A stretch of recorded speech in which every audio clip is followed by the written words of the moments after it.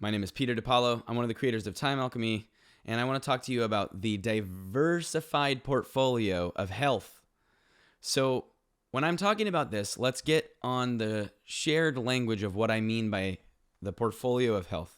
There are 8 mutually codependent dimensions of health. This is agreed upon by most institutions that teach this, and they're emotional, physical, occupational, that's 3.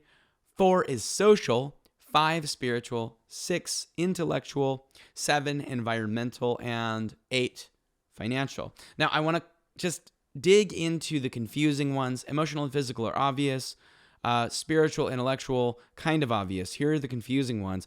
Occupational and financial. Why is it important to make the distinction? Your job is not always going to be the way that you make money, especially as you get older. You're going to want to retire. You're going to want to have passive income. Maybe you're already trying to build that now. Well, your finances become separate from your work. Environmental is not just like how green are you? It's what environment feeds you, or is it actually detracting from your experience? Social is complicated because we want to separate those out. We want to say my relationships are separate from my friendships, right? Like my romantic relationships and friendships. Actually, they kind of occupy the same place in our mind. So those are the 8 categories of wellness. Let's talk about what I mean by diversifying your portfolio of wellness. These are codependent, meaning that your emotional health will improve as your physical health improves. Your social health will improve as your emotional health improves. It's easier to change your environment when you're thinking clearly, and your intellectual health will improve when you're emotional and your spirit. Okay, you get what I'm going for here. So how do we deal with this? What can we do? A really smart friend of mine shared with me a way of thinking about these areas of wellness, and sometimes people use 7 or 6 or 16, but let's use these 8 as a wheel, okay? In this wheel, and I'll put it up right here, you have a rotation each day of which bucket of health needs more of your attention. And what you want is this wheel to roll smoothly. When the wheel rolls smoothly, it means you're evenly dividing your attention and your energy across each of the 8 buckets of health or wellness.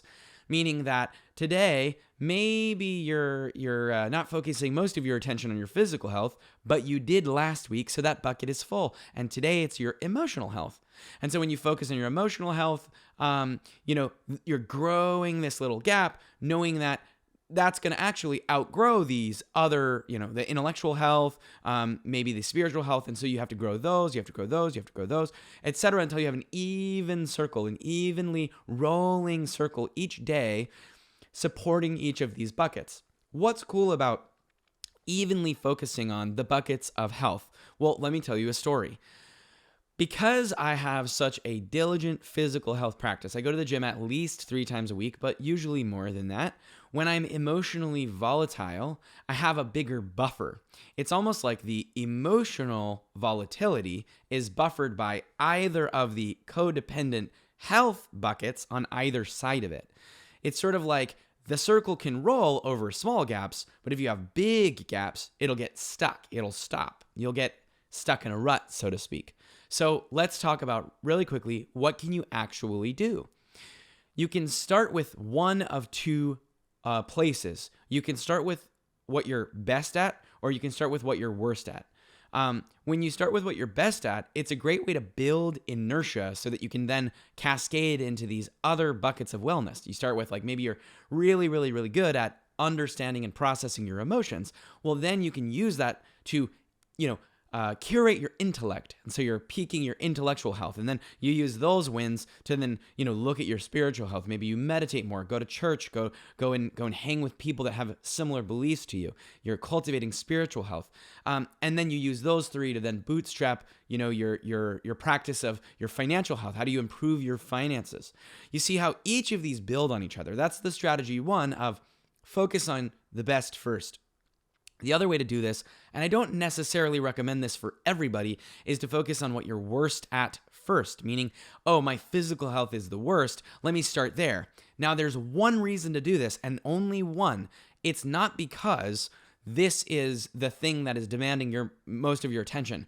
That is what people do. They react and they do this to deal with it because it's demanding most of their attention. No, the reason is because in the shortest amount of effort and the smallest amount of time, you're able to make a vast improvement.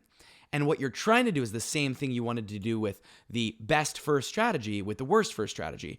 You want to use this win to catapult yourself into other wins. So these are your two strategies for diversifying your portfolio of health. The 8 categories of wellness, you want to focus either on the best one first, what you're strongest at, using the inertia to build up the others, or what you're worst at with the sole focus of making a big leap in progress that will then cascade into future wins and future motivation. This is how you diversify your portfolio of health. Focus on an even portfolio so that when one thing is down, the other categories of wellness support you in your journey through each rotation of a day. I hope that's helpful.